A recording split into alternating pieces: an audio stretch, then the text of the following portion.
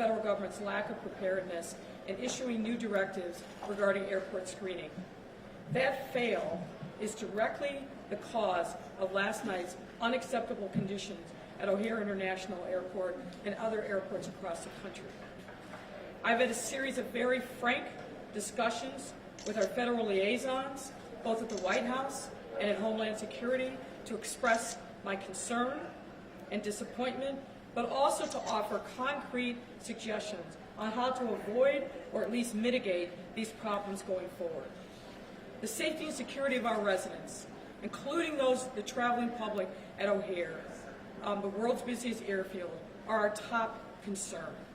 Last night, we saw their safety and security was seriously compromised, and people were forced into conditions that are against CDC guidance and are totally unacceptable.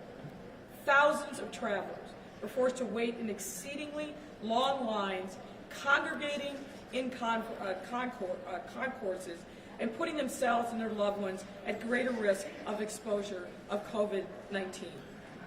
I do, though, want to thank all of those personnel who really rallied in this crisis and stepped up to help their fellow members of the public, and I particularly want to recognize the Salvation Army, who stepped up to provide food and water and other resources to those that were in this unfortunate situation last night. But I want to repeat, this is utterly unacceptable. Going forward, we have to turn in a different direction. And I specifically want to address these comments to Vice President Pence and members of the Federal Coronavirus Task Force. What we need, number one, before any additional federal directives that impact states and localities are issued, you must listen to mayors and governors and other local officials first. Bring us along on the journey before you make directives that then we are forced to implement in a way that doesn't serve the interests of the public. Federal directives that are issued obviously always impact local officials and localities.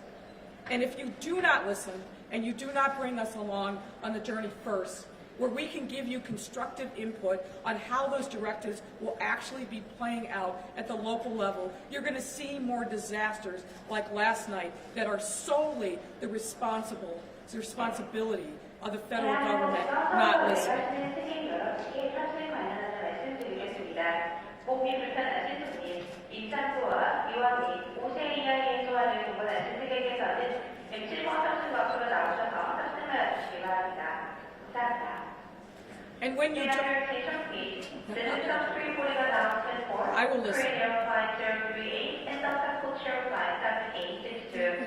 Any passengers who need special assistance, elderly passengers, and passengers with infants or small children aged under 5 may board at this time. Thank you.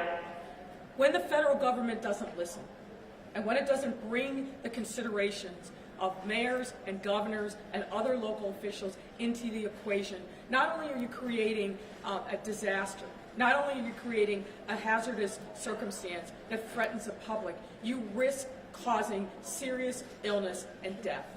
That's a mistake, and it's avoidable by simply listening. Not a one-way monologue, but listening and engaging with us at the local level. We can and will be your partners if you bring us into the discussion. Now, second, regarding staffing for Customs and Border Patrol, the federal government must immediately and significantly increase personnel devoted to airport screening. And rather than sending ICE into the streets, send screeners to our airports. That's what we need. That's what will be helpful to make sure that we are protecting the traveling public. Now, I fully recognize that this is a dynamic circumstance, and in many ways, we are in uncharted territory.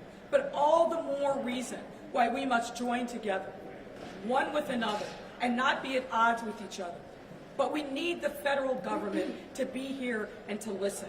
We've got to step up the amount of staffing that is here at airports like Chicago O'Hare and other airports across the country that are bearing the burden and responsibility for making sure that passengers that are being diverted to our airports from across the world are going to be able to get out, be properly screened, and then go along their journey. That's critically important. Now, at this time, I'm going to ask Commissioner Rhee to talk about some specific steps that we are taking here at O'Hare to make sure that we mitigate the problems with implementing this latest directive from the federal government. Commissioner Rhee. Thank you. Thank you, Mayor. Thank you for coming in. I am Jamie Rhee. I'm the Commissioner for the Chicago Department of Aviation. O'Hare is the international gateway, and we are very proud of it, and we take our passenger experience very seriously. We take the health and safety of those passengers even more seriously. What we saw yesterday in our international arrivals in Customs Hall was simply not acceptable. And as the operator of this airport, I have to say that it is not acceptable.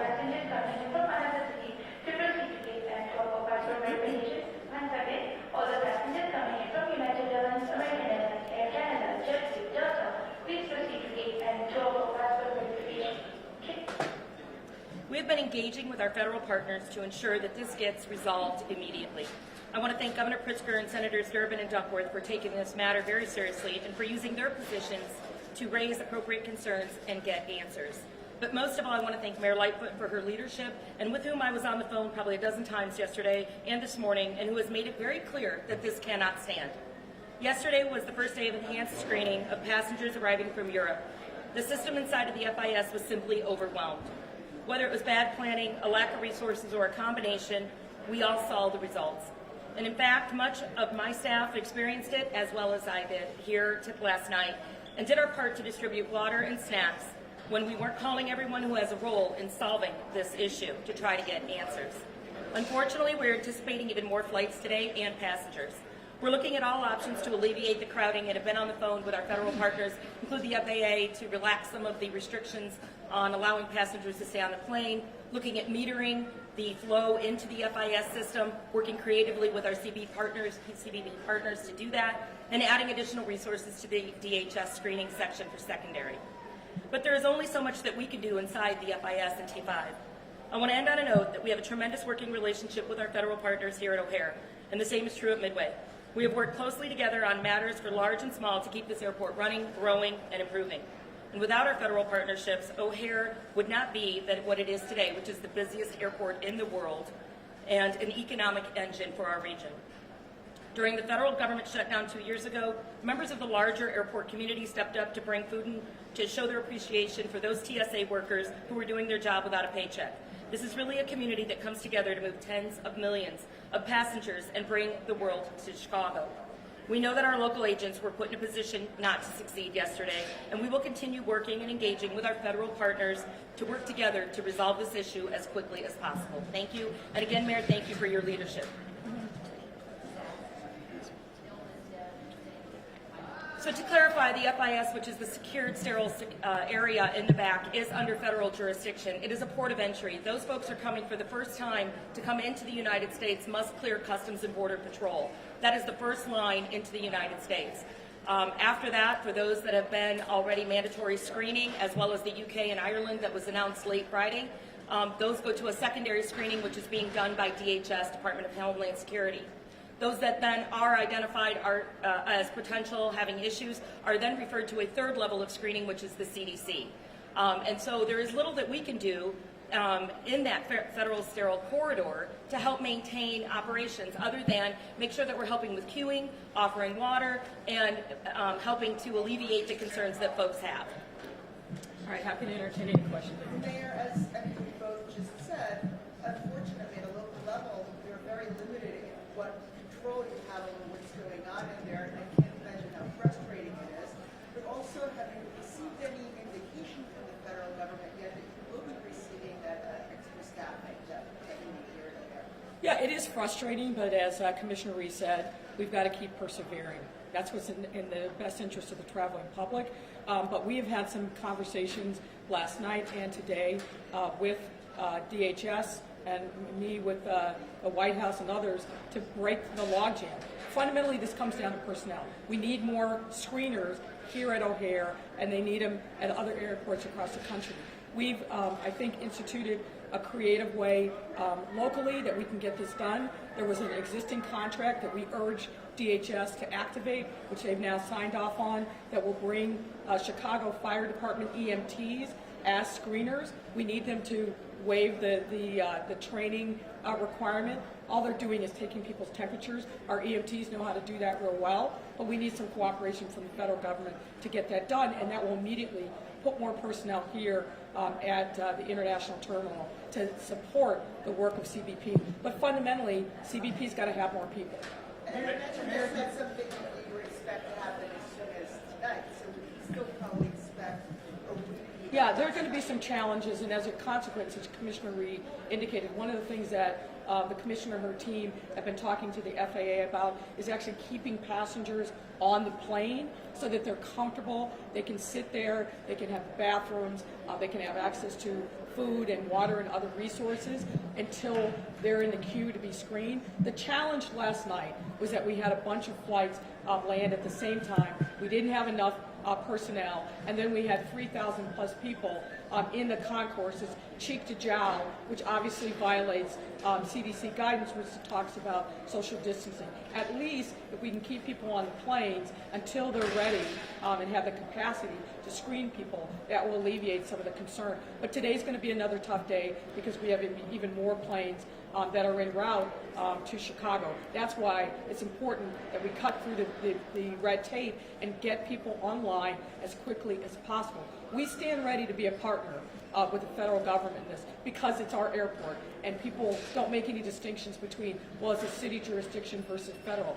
We all need to be working together, and we are prepared to do that, but that's why I emphasize it's critically important that before another one of these directives get issued, they've got to talk to us here on the ground. We will give them an unvarnished, nuanced view of how implementing any particular directive is actually going to play out in reality. That has never happened, and it's got to happen going forward. Otherwise, we're going to see other disasters like this one. So, Mayor, there's been no communication between your administration, either the Trump administration and or the task force headed by... No, I'm not saying that. What I'm saying is that when you, just like what we do, when we implement policy, we think about who's going to be impacted by this, who are the stakeholders. We get them into a room and we discuss it with them. What I'm saying is there's been a series of calls, but they're one way. They're monologue. And they don't talk to us ahead of time about what the policy is that they're going to implement. If they did that, it's not going to be perfect, but if they did that, they'd get our local perspective on how things are going to be implemented so that we can work as seamlessly and coordinated and collaboratively as possible. That's not happening. That's why I specifically directed my comments to Vice President Pence and other members of the task force. I expressed that today when I spoke to our liaison with the White House. I said that today when I spoke to an Assistant Secretary of DHS. They've got to bring us along on the journey. If they don't, you're going to see more things like this happen. This is huge waste of opportunity. We can do better, and we must do better for the American people. So, Mayor, the timeline, this discussion has been going on. What fundamentally is going to be different tonight that we didn't see? Well, what we hope is a couple of things. We've asked the FAA to stagger the arrival time of these various. We're working on that. We've asked the FAA also to keep people on the planes until they're ready to really be able to process them through the CBP screening. And DHS did sign off on a contract that will put in 40 additional CFD EMTs here at O'Hare, but we need them to step up the waiver on the training requirement. As I said before, they're just taking people's temperatures. Our EMTs do that, and they're obviously certified to do that all the time. We need to go get these people on. There's still going to be challenges today. I'm not going to tell you differently, but I think we're better prepared now than we were last night, certainly. But we need to keep working on these issues. Mayor, not to rehash last night all that much, but was there a critical point where there was discussion of maybe bringing in, and could you have brought in paramedics, CFD paramedics, and have done something? What was the timeline? What were you hearing? Again, CFD was on site, but again, that is a federal jurisdiction. jurisdiction, the area back there in the Cerro Corridor. So there's only so much that we can do as a local municipality. But to be clear, CFD, CPD, all of us were all hands on deck last night. So you'd have to be invited in by the feds, is that? We have to have clearance to be back there, which is one thing, but also those folks have not yet been processed into the United States, so they technically still need to go through the CBP process. Mayor, if I may ask you a question that is, the city has more control over. There have been new limitations announced for the weekend on bars and Down, we're giving to be good partners on this, but if they can't police this and abide by the new restrictions, then we're going to look at taking further actions. We're giving them the opportunity today to show that they can get this right, but if they're not willing to do that and work with us, we're going to have to take more drastic steps, and unfortunately, that's going to mean more hardship on not only the owners, but also the workers. I am very, very mindful that this is a difficult time, and it's particularly a difficult time for our hourly workers, and in the restaurant industry has just been hit. One restaurateur that I spoke with used the terminology, we are falling off a cliff right now. We are trying to do everything we can to stabilize that part of our economy, but we need the restaurants and bar owners to be our partner. We are in conversation really constantly with industry leaders and about this issue here in Illinois and in Chicago, but they've got to step up. What we saw yesterday is totally unacceptable. It cannot continue. This is a pandemic. We need people to take it seriously.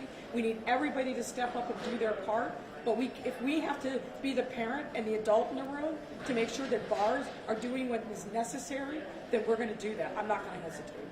Last two questions. And is it also just being the parent and the willingness to, we're not going to do the right thing unless the establishments are simply closed. And by where I mean, Well, look, we've taken a pretty specific step and drawn a very hard line today. It's my hope and expectation that this will be followed by the owners and managers of these establishments. But if they're not, there are obviously other steps that we can take. Last question. Anything else? All right. Thank you all. Guys. Thank you.